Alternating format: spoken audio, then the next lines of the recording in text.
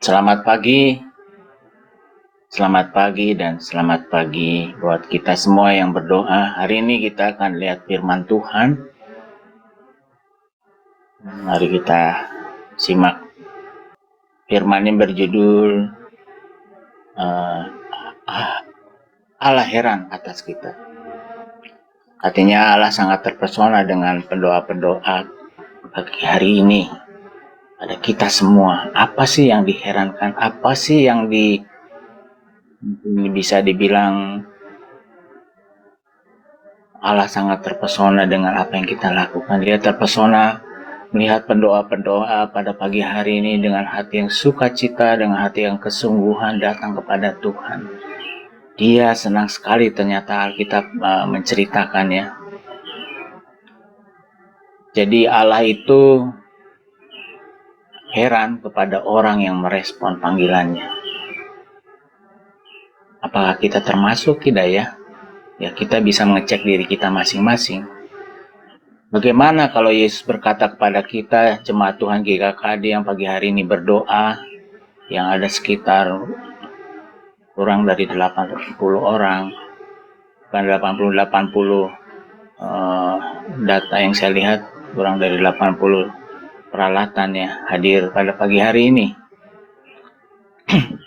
Dia berkata, dia heran apa yang kita lakukan karena kita Tuhan melihat kesungguhan kita, kesetiaan kita, semangat melayaninya kita, semangat berdoanya kita pagi hari ini, semangat memberi. Jadi semua dilakukan karena respon panggilan Tuhan, segala bidang kehidupan. Hari ini kita mau belajar tentang tokoh-tokoh di Alkitab yang menerima pujian Tuhan karena percayanya dia dan mau melakukan firman Tuhan. Walau secara manusia mungkin itu susah ya, kayaknya nggak masuk akal. Tapi terjadi. Apa yang kita doakan, kesembuhan, apa yang kita minta kepada Tuhan hari lepas hari, yang secara manusia mungkin secara hukum alam ya nggak mungkin gitu, susah dilakukan. Pada dasarnya saya pikir saya lanjutkan firman Tuhan yang kemarin dibagikan Pak Susilo, mengerjakan keselamatan itu kayak gimana sih, mungkin saya bisa tambahin sedikit gitu ya. Jadi kalau kita berdoa adalah kita pelaku firman itu sendiri, bukan hanya terucap begitu saja, tapi karena percaya gitu.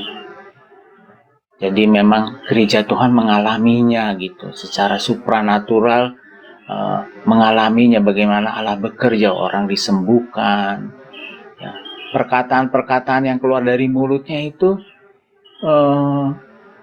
memang dari Tuhan gitu. Dia melihat bagaimana Allah bekerja begitu rupa. Mungkin kok saya masih kayaknya sakit ya, kok kayaknya nggak sembuh-sembuh. Saya sudah perpuluhan kok tingkap-tingkap langit kok nggak terbuka.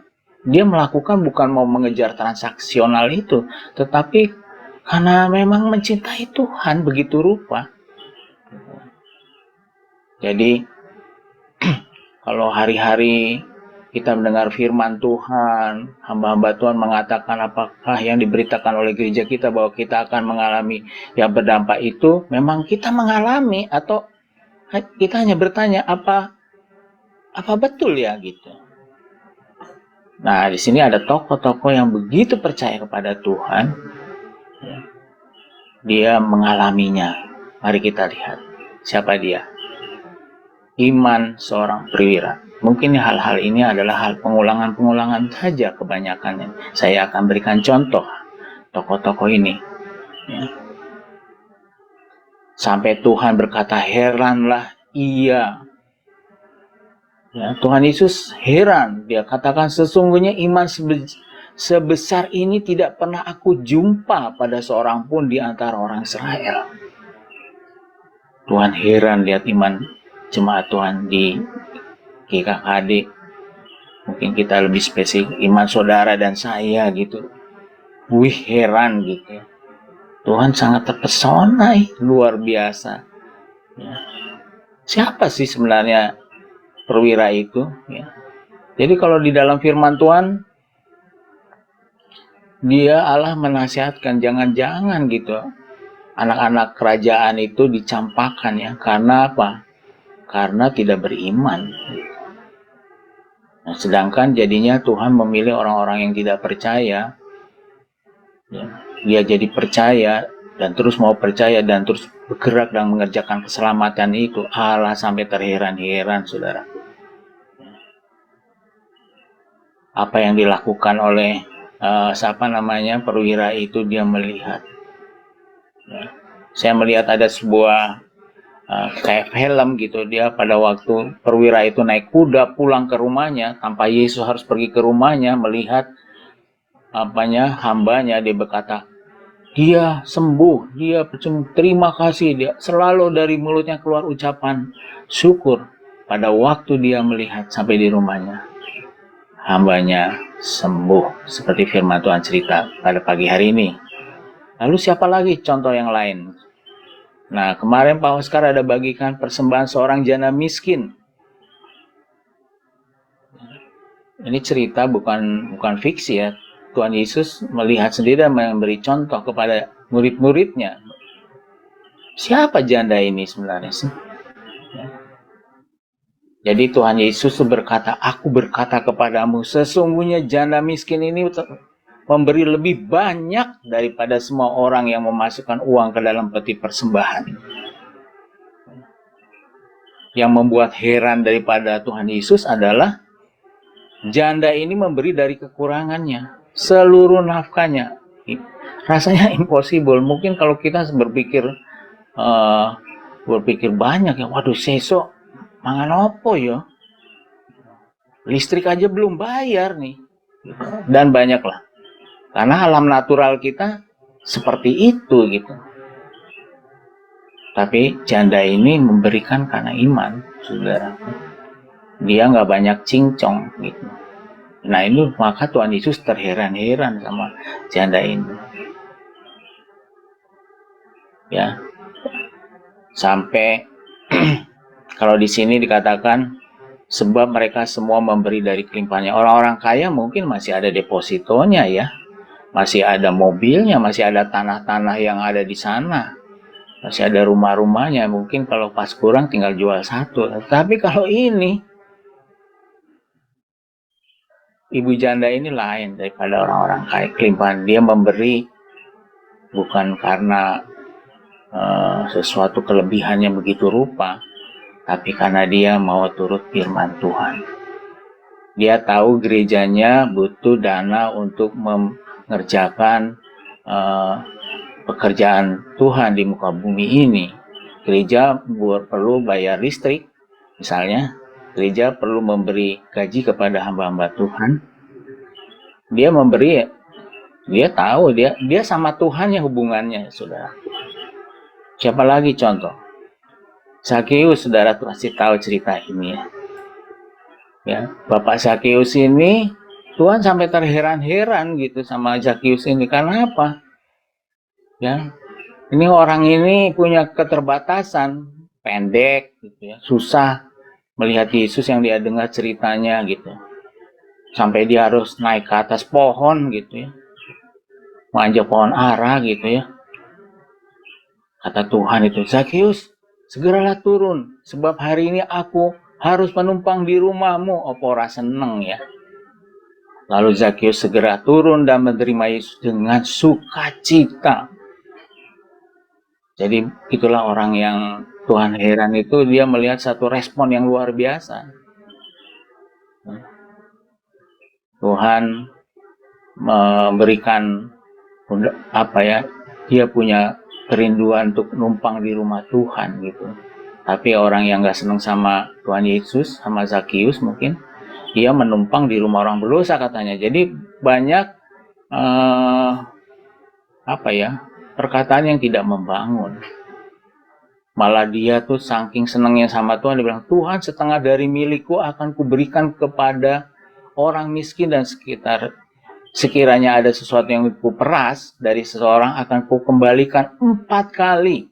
Ada satu komitmen yang luar biasa dari Sakyus. Karena respon itulah dia, Tuhan senang sekali lihat. Janji Tuhan, hari ini telah terjadi keselamatan kepada rumah ini. Karena orang ini pun anak Abraham. Yang berikutnya, ini tentang memberi dari kekurangannya. Janda di Sarfat. Janda ini katakan nggak ada lagi makanan di rumahnya, tinggal sedikit. Ya, kalau udah dibuat makanannya, ya dia terus katanya, maka kami akan mati. Setelah makannya, artinya miskin sekali gitu. Tetapi ada satu perintah Tuhan dia lakukan. Dia nurut sama hamba Tuhan. Gak banyak protes sama hamba Tuhan. Dan lucunya lagi, kata hamba Tuhan, kasih dulu buat dia, bukan buat anaknya. Dia lakukan, dia kerjakan perintah itu. Padahal kalau dikasih menurut manusia, menurut alam natural, harusnya dianya ya udah finish gitu ya, habis. Tapi dia lakukan. Kata hamba Tuhannya, firman-Nya berkata, janganlah takut, buatlah seperti yang kau katakan, tapi buatlah lebih dahulu bagiku sepotong roti bunda kecil daripadanya, dan bawalah kepadaku, kemudian barulah kau buat bagimu dan bagi anakmu. Jadi representatif daripada Elia adalah Tuhan Allah. Dia lakukan Allah. Seperti Matius 6 ayat 33. Ya. Dan Tuhan memberikan janji dan dia percaya. Dan seperti ini dikatakan, tepung dalam tempayan itu tidak akan habis. Dan minyak dalam buli-buli itu pun tidak akan berkurang sampai pada waktu Tuhan memberi hujan ke atas muka bumi. Secara natural, impossible, tidak mungkin. Tetapi tiada yang mustahil bagi Allah. Ya. Maka katanya di sini, lalu pergilah perempuan itu dan berbuat seperti yang dikatakan Elia.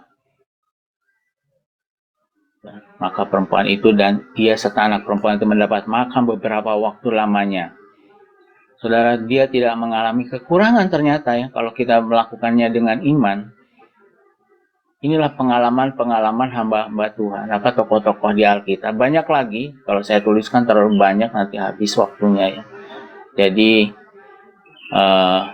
saudaraku, inilah pelajaran daripada kita. Kalau hari ini dia bilang, aku heran lihat jemaat GKK di pagi hari ini. Mereka bangun pagi-pagi datang ke rumahku. Berdoa bersama-sama, berdoa. Firman yang dibagikan dia pakai sebagai langkah iman. Itulah saudaraku.